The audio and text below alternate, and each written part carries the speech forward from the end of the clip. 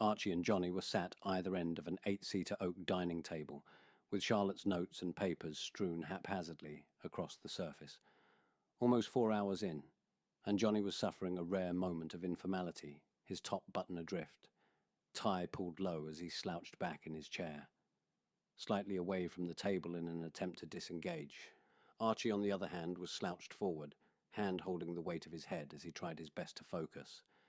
Charlotte wasn't showing any signs of her earlier fragility, standing between the two men like an animated conductor, engaging both with rapid clarity and an impressive knowledge base, while simultaneously reading additional information from a slickly prepared presentation off the screen of her laptop.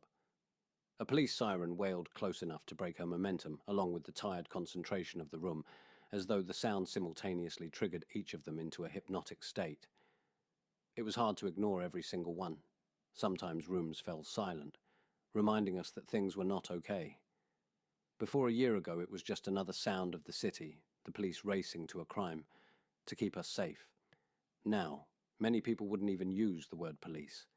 They called them enforcers, Nazis, fascists, and a whole host of other names that suggested totalitarian control.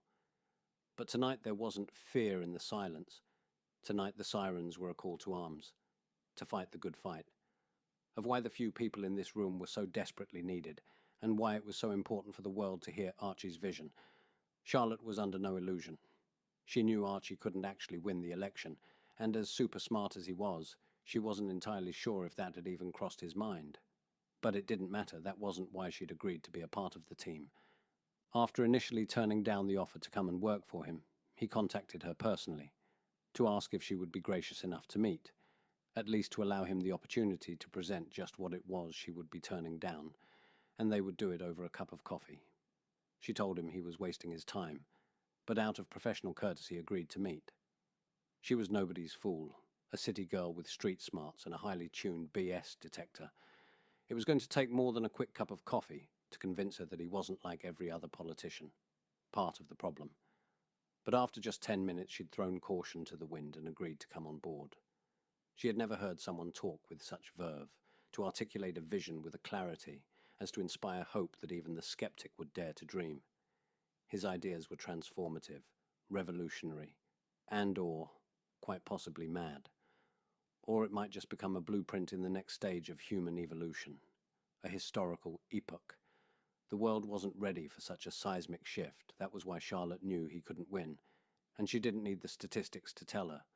She was there because she believed when the world was ready, it would look back upon this moment and say, this was where it all started. Here was its architect. When the siren had faded far enough into the distance, loosening its grip on Charlotte's attention, she was about to continue before becoming embarrassingly aware of her company's fatigue. Slightly relieved, she let out a sigh, containing whatever energy she had left, and slumped onto a chair. Coffee? Johnny offered. No, I'll never sleep. Johnny went over to the coffee machine. It was big and shiny, like the ones from the coffee shops with the full beans and milk steamer. Charlotte started gathering her papers, organizing them into a neat pile.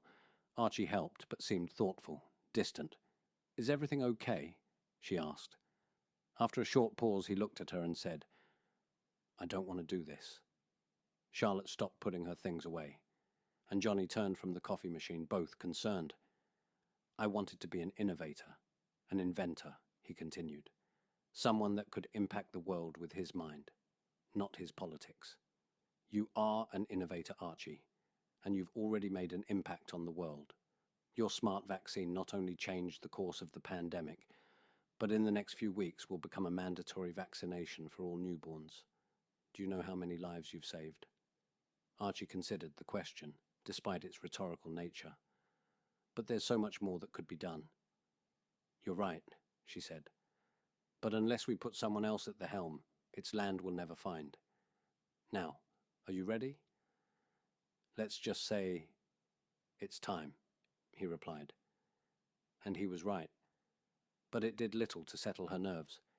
He had a way of responding with a truth that surrounded the question, which was a little infuriating, but not wrong. You're nervous? Archie noticed, handing her his pile of papers. Yes, and no, she said, uncertain of either. I don't know. I'm scared to death and excited at the same time. Kind of feels like the time my friend convinced me to bungee off a bridge in Australia, smiling as she remembered. Charlotte packed everything back into her bag. Well, you survived that ordeal. Yes, but I've heard your words. I've already taken the leap. Now we need everyone else to hear what you have to say. That's why we need to get this right. And we will, Archie replied. All I'm saying is that if they create a lot of noise, it won't matter what you have to say. No one will hear it. So we don't need to get stuck in the conversation that you're just another rich white guy telling the world how to live. That's not the narrative. It might be the truth, but it's not the narrative. Johnny couldn't hold back his chuckle, and it brought a wide smile to Archie's face. The humour hadn't been missed by Charlotte. She just wasn't trying to be funny. She stood to leave. Get some rest. The car will be here for 9:30 a.m. to take us to the TV station. I'll meet you here. And don't give him any more coffee, she said, turning to Johnny. Charlotte checked once more that she had everything, before standing to leave. Let me see you to the car, Johnny said. My car's right outside. I know where it is, he said with a tone suggesting this wasn't up for debate. Her face softened, revealing the woman behind the professional persona. She appreciated the gesture. Mr. Montgomery, she said formally, turning back to Archie. Miss Finbrook, he responded in kind. So, you're not coming tomorrow? Charlotte said, trying to make small talk as Johnny escorted her back to the car.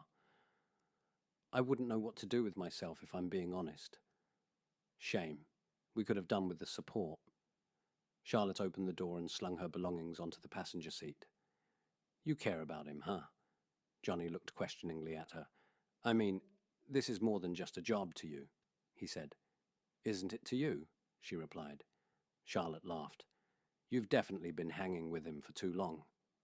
Johnny laughed stiffly like an underused skill. It faded to a short silence.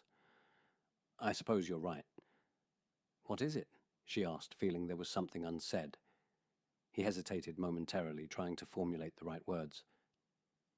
I fear not everyone is going to understand, Mr. Montgomery. It's like you said, people tend to create a lot of noise, and he could get lost in the commotion. There'll be times when you'll need to interpret the world for him. He trusts you. This time it was Charlotte's turn to respond with a questioning look. The man's basically a genius. Other than statistics, I'm not sure me interpreting anything for him would be good for anyone. Johnny paused to rethink his approach. Have you ever had a conversation with someone when you know what you're saying couldn't be any clearer, but yet they just can't seem to grasp its essence? He asked. I think I have an idea, she said wryly, and you can't seem to find the words to make it any easier to understand. Johnny continued, having completely missed Charlotte's humour. Well, that's many conversations for Archie. He tried explaining it to me one day, to help me understand the way he saw the world.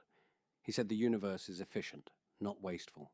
Once energy has been used to create something, it had a life cycle and the energy moves on, creates something new. So he trained his thoughts to follow the same pattern of efficiency. Once a solution presented itself, he can disregard the preceding information and reuse the energy for further conclusion. So what may appear to some as naive is actually a superior mind unable to grasp the need for a simplistic conversation. Johnny anticipated a response, but Charlotte's unchanged expression suggested he'd probably lost her somewhere in the energy of the universe. If you asked someone for a light for a cigarette, he continued, trying a new tact, and they started to explain how to make fire by rubbing two sticks together, you might just look at them in the same way. Ah, she said, finally getting it. Oh, she blurted out, realizing its implication. I understand your worry, but the world doesn't need any more vacuous politicians, Johnny.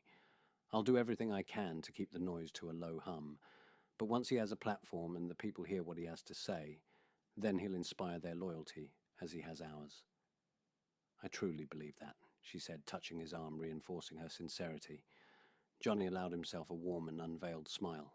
If he had any reservations about Charlotte, she had just laid them to rest. Drive safe, Miss Finbrook. She gave a playful wink as she got into the car. Johnny returned to the porch steps and waited, watching until she was away before returning inside.